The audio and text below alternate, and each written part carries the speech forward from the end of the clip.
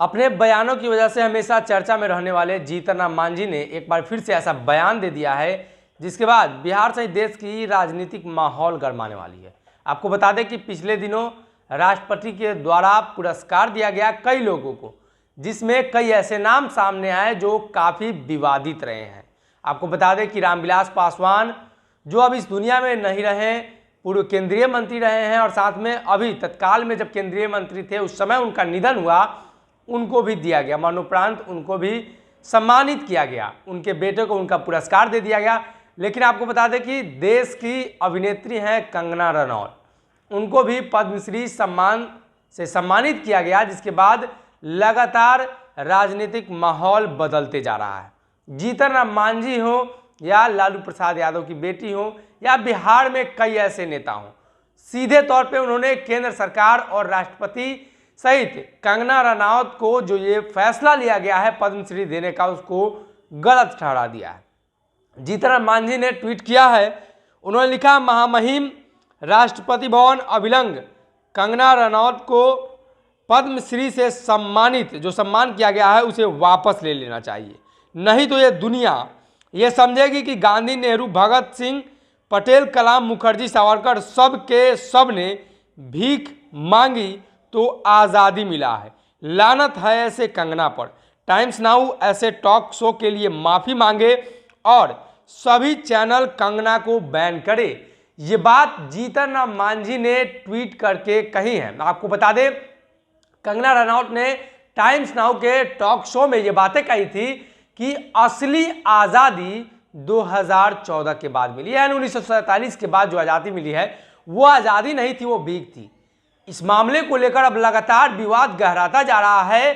तो सवाल यह है कि आज़ादी 1947 में मिली, ये 2014 में मिली, इस बात को जस्टिफाई किस तरीके से किया जाना चाहिए?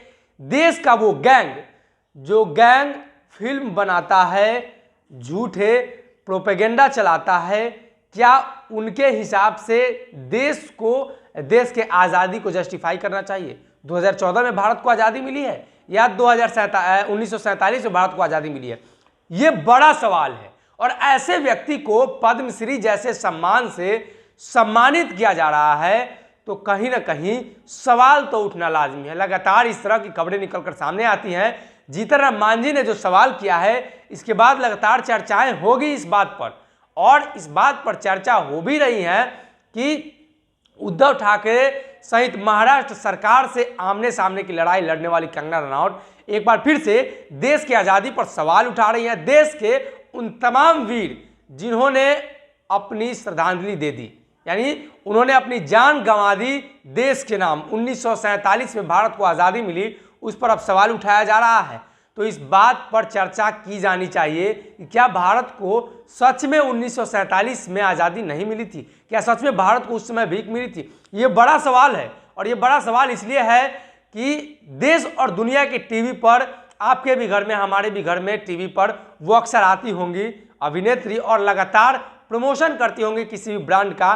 तो ये लाजमी है सवाल उठना कि उन्होंने 2015 और 2014 में आज़ादी की बात कही है, तो इस तरह का जो सम्मान उनको मिला है, इस पर भारत सरकार को भी ध्यान देना चाहिए। ऐसे लोगों से जो इस तरह का विवाद देश में उत्पन्न करते हैं, देश के उन तमाम लोगों को नीचा दिखाने की कोशिश करते हैं जिन्होंने आज़ादी में अपनी जान गंवा दी, इस पर बड़ा सवाल उठा रही हैं। 2014 में आज़ादी मिली है।